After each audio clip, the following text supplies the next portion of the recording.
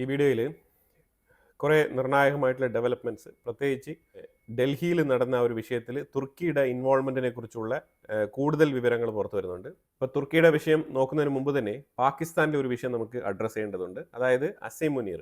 പാകിസ്ഥാനിലെ അസീം മുനീർ ആർമി ജനറലായിരുന്നു. പിന്നീട് army general position മാറ്റിയിട്ട് ഫീൽഡ് മാർഷലായിട്ട് സ്വയമേ തന്നെ പ്രൊമോഷൻ കൊടുത്തു. അത് കഴിഞ്ഞിട്ട് ഇപ്പം ഒരു സുപ്രീം പവർ അയാൾക്ക് വേണം എന്നുള്ള നിലയിൽ ഒരു നിയമ ഭേദഗതി പാകിസ്ഥാൻ്റെ പാർലമെൻറ്റിനുള്ളിൽ നടപ്പാക്കിയിട്ടുണ്ട്. ഈ ഒരു ഭേദഗതി എന്താണ് പുള്ളിക്ക് കൊടുക്കുന്ന ഒരു പ്രിവിലേജ് എന്ന് പറഞ്ഞാൽ, ഒരാളുടെ കയ്യിൽ ഒരു രാജ്യത്തിൻ്റെ നിയമവ്യവസ്ഥ, അതായത് ജുഡീഷ്യറി ജസ്റ്റിസ് സിസ്റ്റം, അതുപോലെ തന്നെ അണുവായുധത്തിൻ്റെ കൺട്രോള്, ആർമി പവർ, ഇത് മൂന്നും കൂടി ഒരാളുടെ കയ്യിലേക്ക് വരികയാണ്. ആ രീതിയിലുള്ള ഒരു സുപ്രീമസി അസീം മുനീറിന് ഇപ്പം പാകിസ്ഥാൻ പാർലമെന്റിൽ നിയമ ഭേദഗതി വരുത്തിക്കൊണ്ട് ഒരു പുതിയ നിയമം ഇംപ്ലിമെന്റ് ചെയ്ത് അയാൾക്ക് ഒരു പവർ കൊടുത്തിരിക്കുകയാണ്. ഈ അസീം മുനീറിന്റെ മുൻകാല ചരിത്രം അഥവാ അസീം മുനീറിന്റെ ഇന്ത്യയോടുള്ള നിലപാട്, ഏത് രീതിയിലാണ് അസീം മുനീർ വെറുപ്പ് സംസാരിച്ച് വെച്ചിരിക്കുന്നത് എന്നുള്ളതെല്ലാം നമ്മൾ കണ്ടതാണ്. അതെല്ലാം തന്നെ പബ്ലിക് ഡൊമൈനിൽ അവൈലബിളുമാണ്. അപ്പോൾ ഈ സാഹചര്യത്തിൽ അസീം മുനീറിനെ നമ്മൾ ഭയക്കണമെന്ന് ചോദിച്ചു കഴിഞ്ഞാൽ ഭയക്കേണ്ടതില്ല, പക്ഷേ മുൻകരുതൽ വേണം. ഇന്ത്യയിൽ നടക്കുന്ന എല്ലാ തരത്തിലുള്ള തീവ്രവാദ പ്രവർത്തനങ്ങൾക്കും ചുക്കാൻ പിടിക്കുന്നത് പാകിസ്ഥാൻ്റെ ISI ആണ്. അതിൻ്റെ തലപ്പത്തിരിക്കുന്നത് അലി എന്ന് പറഞ്ഞൊരു വ്യക്തിയും ഈ അസീം മുനീർ എന്ന് പറഞ്ഞ വ്യക്തിയുമാണ്. ഈ രണ്ട് വ്യക്തികളാണ് അവിടെ നിന്ന് ഈ കാര്യങ്ങളൊക്കെ ചലിപ്പിക്കുന്നത്. പിന്നെ പാകിസ്ഥാനെ സംബന്ധിച്ചിടത്തോളം ഇന്ത്യയുമായിട്ട് എപ്പോഴും കൊമ്പ് കോർക്കുക എന്നത് അവരുടെ ഒരു പ്രധാനപ്പെട്ട പരിപാടിയാണ്. കാരണം ഇന്ത്യ ഇല്ലെങ്കിൽ പാകിസ്ഥാൻ്റെ ആർമി ഇല്ല. പാകിസ്ഥാൻ്റെ ആർമി ഇല്ല എന്നുണ്ടെങ്കിൽ പാകിസ്ഥാനിൽ വലിയ രീതിയിലുള്ളൊരു കൊള്ളസംഘം ഇല്ലാതാവുകയാണ്. ഇപ്പോൾ ഈ പാകിസ്ഥാൻ ആർമി എന്ന് പറയുന്നത് തന്നെ ഒരു കൊള്ളസങ്കേതമാണ്. അതായത് ആ രാജ്യത്തിൻ്റെ പൊതുജനങ്ങൾക്ക് കിട്ടേണ്ട പൈസ മൊത്തത്തിൽ വാരിക്കൂട്ടി ഇവർ സ്വത്ത് സമ്പാദിക്കുകയാണ് പുറം രാജ്യങ്ങളിൽ.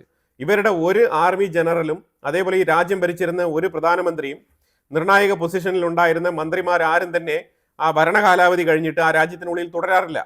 അതാണ് യാഥാർത്ഥ്യം. പിന്നീട് അവർ തുടരണം എന്നുണ്ടെങ്കിൽ പിന്നീട് അവർക്ക് പവർ വരണം. ഇലക്ഷൻ്റെ ടൈം ആകുമ്പോഴത്തേക്കും വന്ന് പ്രചരണം എന്നുള്ള രീതിയിൽ വരും. ആ വരുന്ന സമയത്ത് തന്നെ പലരും അവിടെ വെച്ച് തന്നെ കൊല്ലപ്പെടും. അങ്ങനെ ഇല്ല എന്നുണ്ടെങ്കിൽ ആ പൊസിഷൻ കിട്ടിയതിന് ശേഷം മാത്രമാണ് അവർ ആ രാജ്യത്ത് വന്ന് താമസിക്കുന്നത്. കാരണം അവർക്ക് സെക്യൂരിറ്റി വേണം. സെക്യൂരിറ്റിയുടെ കീഴിൽ മാത്രം സഞ്ചരിക്കാൻ പറ്റുന്ന രീതിയിലുള്ള രാജ്യമാണ് പാകിസ്ഥാൻ.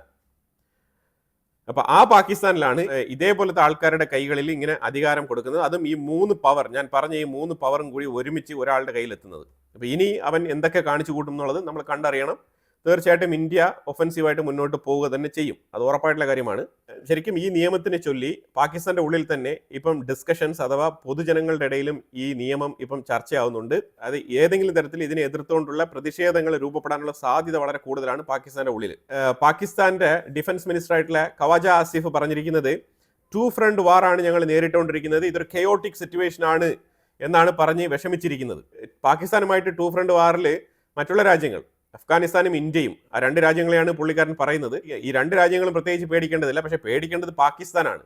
അപ്പോൾ അയാൾക്ക് ഇതിനെ ചൊല്ലിയുള്ള ഉത്കണ്ഠയുണ്ട്. ആ ഉത്കണ്ഠ ഉള്ളത് കൊണ്ടാണ് പുള്ളിക്കാരൻ എപ്പോഴും ഈ ഒരു സ്റ്റേറ്റ്മെന്റുകൾ ഇങ്ങനെ എടുത്തെടുത്ത് പറയുന്നത്, ടു ഫ്രണ്ട് വാർ എന്ന് പറഞ്ഞിട്ട്. ഇനി ഇന്ത്യയുടെ ടെക്സ്റ്റൈൽ മേഖലയ്ക്ക് ഒരു ഉണർവ് നൽകുന്നതുമായിട്ട് ബന്ധപ്പെട്ടുള്ള ഒരു വാർത്തയാണ്. സൗദി അറേബ്യയുമായിട്ട് നമ്മൾ ടെക്സ്റ്റൈൽ ഇൻഡസ്ട്രിയിലുള്ള എക്സ്പോർട്ട് വർദ്ധിപ്പിക്കുന്നതിന് ടെക്സ്റ്റൈലിന് വേണ്ടി മാത്രം ഒരു ബൈലേറ്ററൽ എഗ്രിമെന്റ് സെപ്പറേറ്റ് ആയിട്ട് സൈൻ ചെയ്തിരിക്കുകയാണ്. അതായത് ഇനി ഏറ്റവും കൂടുതൽ ടെക്സ്റ്റൈൽസ് ഇന്ത്യയിൽ നിന്നും സൗദി അറേബ്യയിലേക്ക് നമ്മൾ കയറ്റി അയക്കും. ഇതൊരു പുതിയ എഗ്രിമെൻ്റ് ആണ്, ഒരു സന്തോഷ വാർത്തയാണ് ഇന്ത്യയുടെ ടെക്സ്റ്റൈൽ മേഖലയെ സംബന്ധിച്ചിടത്തോളം. ഇനി നമ്മൾ നേരെ തുർക്കിയുടെ ഡെവലപ്മെന്റിലേക്ക് വന്നു കഴിഞ്ഞാൽ, തുർക്കി എന്ന് പറയുന്നത് ഒരു ആൻറ്റി ഇന്ത്യ വെറുതെ പ്രൊപ്പഗണ്ടയല്ല, ആൻറ്റി ഇന്ത്യ ആയിട്ട് തന്നെ പ്രവർത്തിച്ചുകൊണ്ടിരിക്കുന്ന ഒരു രാജ്യമാണ്. അത് തുർക്കിയുടെ എല്ലാ തരത്തിലുള്ള പെരുമാറ്റങ്ങളിലും നമുക്ക് മനസ്സിലാക്കാൻ പറ്റും. ഈ ഇടപ്പെട്ട കാലത്ത് നമ്മൾ ഗ്രീസിലേക്ക് ഒരു നേവൽ എക്സസൈസിന് വേണ്ടി പോയ സമയത്ത് നമ്മളുടെ വാർഷിപ്പിനെ തടഞ്ഞതുമായിട്ട് ബന്ധപ്പെട്ട വിഷയത്തിലായിക്കോട്ടെ, അതുപോലെ തന്നെ നമ്മൾ ലാസ്റ്റ് വീക്ക് യു കെ എയർഫോഴ്സുമായിട്ട് ചേർന്ന് നമുക്കൊരു എക്സസൈസ് ഉണ്ടായിരുന്നു. ആ എക്സസൈസ് കഴിഞ്ഞിട്ട് നമ്മളുടെ 3 അപ്പാഷെ ഹെലികോപ്റ്റേഴ്സ് തിരിച്ചു മടങ്ങുന്ന ആ ഒരു സാഹചര്യത്തിൽ തുർക്കിയുടെ എയർ സ്പേസ് ഉപയോഗിക്കാൻ വേണ്ടിയിട്ടുള്ള ഒരു പെർമിഷന് വേണ്ടിയിട്ട് ചോദിച്ച സമയത്ത് ഇന്ത്യക്ക് തുർക്കിയുടെ എയർ സ്പേസ് ഉപയോഗിക്കാൻ പറ്റില്ല എന്നുള്ള തീരുമാനമാണ് എടുത്തത്. നമ്മൾക്ക് അവരയച്ച മെസ്സേജും അതാണ്. അപ്പം നേരെ ഇപ്പോൾ ഈ ഡൽഹി വിഷയവുമായിട്ട് ബന്ധപ്പെട്ട് നമ്മൾ നോക്കുകയാണെന്നുണ്ടെങ്കിൽ, തുർക്കിയുടെ ഗവൺമെൻറ് ഇന്ത്യയുടെ ക്ലെയിമിനെ തള്ളിക്കളഞ്ഞിരിക്കുകയാണ്. അവർ പറഞ്ഞത് ഞങ്ങൾക്ക് ഇതുമായിട്ട് യാതൊരു ബന്ധമില്ല, തുർക്കി ഗവൺമെൻറ്റും ഇതും തമ്മിൽ യാതൊരു ബന്ധമില്ല എന്നാണ് പറഞ്ഞിരിക്കുന്നത്. പക്ഷേ വിവരങ്ങൾ പുറത്തു വരുന്നത്, ഈ കാർ കൊണ്ടുപോയി റെഡ് ഫോർട്ടിൻ്റെ ഫ്രണ്ടിൽ പൊട്ടിത്തെറിച്ച അവനില്ലേ ഉമർ നബി, ഈ തീവ്രവാദി ഉക്കാസ് എന്ന് പറഞ്ഞ ഒരു വ്യക്തിയുമായിട്ടാണ് സംസാരിച്ചിരിക്കുന്നത്. ഈ ഉക്കാസ് എന്ന് പറയുന്നത് ഒരുപക്ഷെ ഒരു കോഡ് ഭാഷയായിരിക്കാം. ഈ ഉക്കാസ് എന്ന് പറയുമ്പോഴത്തേക്ക് ഒരുപക്ഷെ ഇത് ട്രാൻസ്ലേറ്റ് ചെയ്ത് കഴിഞ്ഞാൽ സ്പൈഡർ എന്നുള്ളൊരു അർത്ഥം വരുന്ന ഒരു വാക്കായിട്ടാണ് മനസ്സിലാക്കാൻ പറ്റുന്നത്. അപ്പോൾ ഈ ഒരു കോഡ് ഭാഷയിലുള്ള ഒരു വ്യക്തിയുമായിട്ടാണ് സംസാരിച്ചിരിക്കുന്നത്. ഇത് ഒരു എൻക്രിപ്റ്റഡ് ആപ്പിലൂടെയാണ് സംസാരിച്ചിരിക്കുന്നത്. അതായത് വിവരങ്ങളൊന്നും പുറത്തു വരാത്ത രീതിയിലുള്ള ഒരു ആപ്പ്. ആ ആപ്പിലൂടെയാണ് കമ്മ്യൂണിക്കേഷൻ നടത്തിയിരിക്കുന്നത്. അതിൽ തന്നെയാണ് ഇവർ ചാറ്റിംഗ് നടത്തിയിരിക്കുന്നത്. അതായത് ഈ ചാറ്റ് ബോക്സും ഈ കോൾ ഡീറ്റെയിൽസ് എല്ലാം തന്നെ ഇപ്പം ഇന്ത്യയുടെ ഇന്റലിജൻസിന്റെ പക്കൽ കൃത്യമായിട്ട് ഇപ്പം എല്ലാം ഡൗൺലോഡ് ചെയ്ത് സൂക്ഷിച്ചിട്ടുണ്ട്. കാരണം ഇപ്പോൾ ഇവരൊക്കെ പിടിയിലായിരിക്കുകയാണല്ലോ. അപ്പോൾ അവരുടെ ഫോണിൽ നിന്നും ഈ കാര്യങ്ങളൊക്കെ വ്യക്തമായിട്ട് ഇപ്പം മനസ്സിലാക്കി എടുക്കാൻ പറ്റുന്നുണ്ട്. അപ്പോൾ അങ്ങനെ ഉക്കാസ് എന്ന് പറഞ്ഞൊരു വ്യക്തിയുമായിട്ട് സംസാരിച്ചിട്ടുണ്ട്. ഈ ഉക്കാസ് എന്ന് പറഞ്ഞ വ്യക്തി ഷഹീന എന്ന് പറഞ്ഞ ഈ ലേഡിയുമായിട്ട് കമ്മ്യൂണിക്കേറ്റ് ചെയ്തിട്ടുണ്ട്. അതേപോലെ തന്നെ ഇമാം ഇർഫാൻ എന്ന് പറഞ്ഞ വ്യക്തിയുമായിട്ടും കമ്മ്യൂണിക്കേറ്റ് ചെയ്തിട്ടുണ്ട്. ഇമാം ഇർഫാൻ. ഈ ഇമാം ഇർഫാൻ ഇതിനു മുമ്പ് ഈ അൽഫല മെഡിക്കൽ കോളേജ് അഥവാ യൂണിവേഴ്സിറ്റിയിൽ പാരാമെഡിക്കൽ സ്റ്റാഫ് ആയിരുന്നു. അപ്പൊ ഈ ഒരു ഓപ്പറേഷന് വെച്ചിരിക്കുന്ന പേരെന്ന് പറഞ്ഞു കഴിഞ്ഞാൽ കശ്മീർ ആസാദി എന്നുള്ളൊരു ടാഗ് ലൈനാണ് അവർ ഉപയോഗിച്ചിരിക്കുന്നത് ഈ ഒരു ഓപ്പറേഷൻ. അതായത് കശ്മീരിലുള്ള ജനങ്ങൾക്ക് പൂർണ്ണമായിട്ടുള്ള സ്വാതന്ത്ര്യത്തിന് വേണ്ടിയിട്ടുള്ള പോരാട്ടത്തിൽ പങ്കെടുക്കുന്ന ഒരു പ്രൗഡ് ഫീലാണ് ഇവർക്ക് കൊടുത്തിരിക്കുന്നത്. അപ്പോൾ അതായത് കശ്മീർ സ്വാതന്ത്ര്യത്തിന് വേണ്ടിയിട്ട് ഇപ്പോഴും ദാഹിച്ച് വലഞ്ഞിരിക്കുന്ന കുറച്ച് ആൾക്കാർ കശ്മീരിലുണ്ട്. അവരെ തെരഞ്ഞു പിടിക്കണം. അതായത് ഇതിനെന്താണ് മാർഗം എന്ന് പറഞ്ഞാൽ ഒരു പോൾ നടത്തണം കശ്മീരിൻ്റെ ഉള്ളിൽ. എന്ത് പോളാണ്? കശ്മീർ സ്വതന്ത്രമാകണം എന്നുള്ള രീതിയിലുള്ള ഒരു പോൾ നടത്തി കഴിഞ്ഞാൽ ഇതിന് അനുകൂലിച്ച് വോട്ട് ചെയ്യുന്നവന്മാരെയൊക്കെ പിടിക്കണം. അങ്ങനെ പൊക്കിയിട്ട് ഇവന്മാരുടെ അടുത്തൊക്കെ ചോദിക്കണം. എന്നാൽ മാത്രമേ ഇതിനൊരു തീരുമാനം കിട്ടുകയുള്ളൂ. കാരണം ആരൊക്കെയാണ് കശ്മീർ ആസാദി എന്ന് പറഞ്ഞ സംഘടനയെ അനുകൂലിക്കുന്നത് പറഞ്ഞിട്ട് നമ്മളിപ്പോൾ എങ്ങനെയാണ് കണ്ടെത്താൻ പറ്റുക? ഇന്ന് ഈ ഡോക്ടേഴ്സ് ഗ്രൂപ്പ് എല്ലാം തന്നെ കശ്മീർ ആസാദി എന്ന് പറഞ്ഞ ആ ഒരു ടാഗ് ലൈനെ അത് കേട്ട ഉടനെ പുളകം കൊണ്ട് അതിൻ്റെ പുറകിൽ പോയോ എന്ന് ചോദിച്ചു കഴിഞ്ഞാൽ അത് മാത്രമല്ല റീസൺ, അതിന് വേറെയും പല കാരണങ്ങളുണ്ട്. അപ്പൊ ഈ ഉക്കാസ് എന്ന് പറഞ്ഞ വ്യക്തി ഈ ഇമാമിന്റെ അടുത്ത് സംസാരിച്ചിട്ടുണ്ട്. അതേപോലെ ഈ പിടിക്കപ്പെട്ട ഡോക്ടേഴ്സിലെ മിക്ക ഡോക്ടേഴ്സിന്റെ അടുത്തും ഇവർ സംസാരിച്ചിട്ടുണ്ട്. അപ്പൊ ഈ ഒരു തീവ്രവാദത്തിന് ഇവർ കൊടുത്തിരിക്കുന്ന ഒരു മൊഡ്യൂൾ എന്ന് പറഞ്ഞാൽ ഡോക്ടേഴ്സ് മൊഡ്യൂൾ എന്നാണ് ഇതിന്റെ ഒരു പേര്.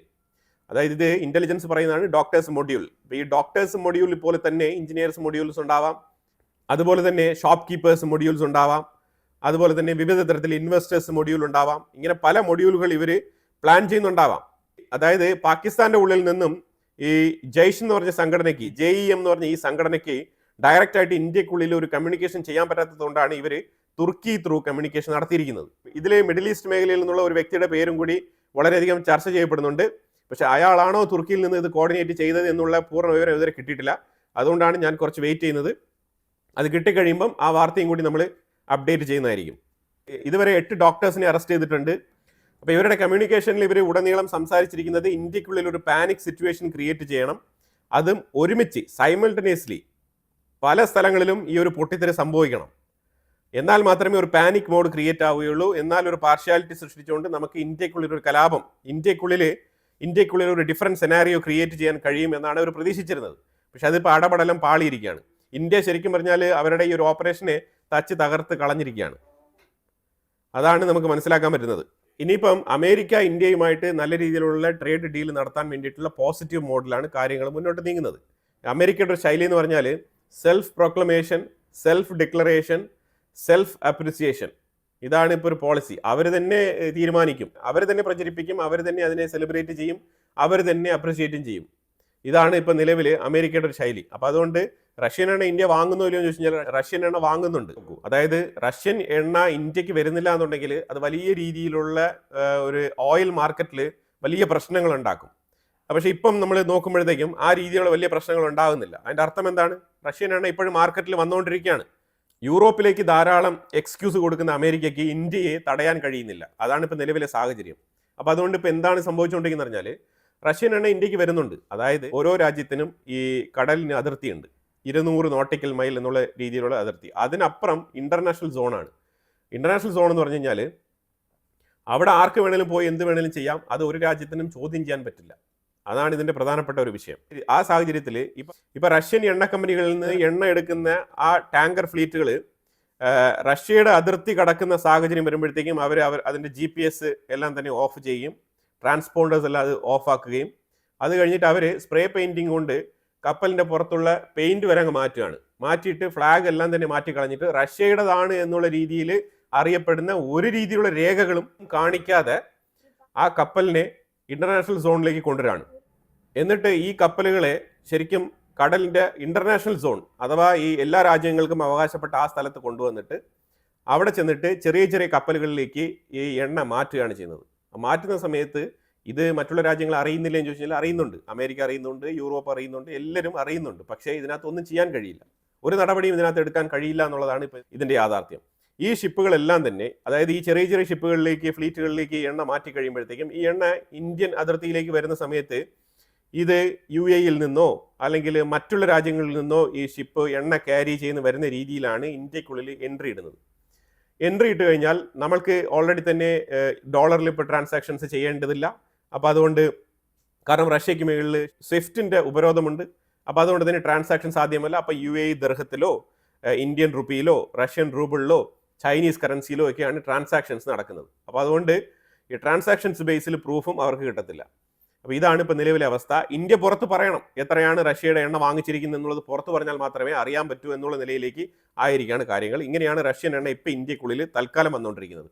ഇപ്പോൾ ഈ നയാറ പോലത്തെ റിലയൻസിൻ്റെ കമ്പനികളായിക്കോട്ടെ, അതേപോലെ ഇന്ത്യൻ ഓയിലിൻ്റെ കമ്പനികളെല്ലാം തന്നെ ട്രാൻസാക്ഷൻ നടത്തുന്നത് ഡോളറിലല്ല. അപ്പോൾ അതുകൊണ്ട് തന്നെയാണ് പ്രധാനമായിട്ടും ഇപ്പോൾ അമേരിക്കയ്ക്ക് ഒന്നും തന്നെ ചെയ്യാനില്ല. ഇപ്പം റഷ്യൻ എണ്ണയ്ക്ക് മേലിൽ സാങ്ഷൻസ് ഏർപ്പെടുത്തിയിട്ടുണ്ട്, എന്നാൽ റഷ്യൻ എണ്ണ മാർക്കറ്റിൽ ഉണ്ട് താനും. ഇതാണ് നിലവിലെ അവസ്ഥ. അപ്പോൾ തുർക്കിയുടെ ഡെവലപ്മെന്റ്സ് ആണ് മെയിനായിട്ട് ഞാൻ ഈ വീഡിയോയിൽ പറയാൻ ഉദ്ദേശിച്ചത്. തുർക്കിയിൽ നിന്നും കൂടുതൽ വിവരങ്ങൾ വരാനുണ്ട്.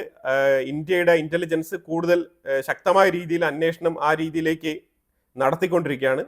കൂടുതൽ വിവരങ്ങൾ വരുമ്പോഴത്തേക്കും ഞാൻ അടുത്ത വീഡിയോകളിൽ ഇത് ഉൾപ്പെടുത്താൻ ശ്രമിക്കാം. ഇതിനെക്കുറിച്ചുള്ള അഭിപ്രായങ്ങൾ കമന്റ് ബോക്സിൽ രേഖപ്പെടുത്തുക. കൂടുതൽ വാർത്തകളുമായിട്ട് അടുത്ത വീഡിയോയിൽ വരാം. Thank you so much.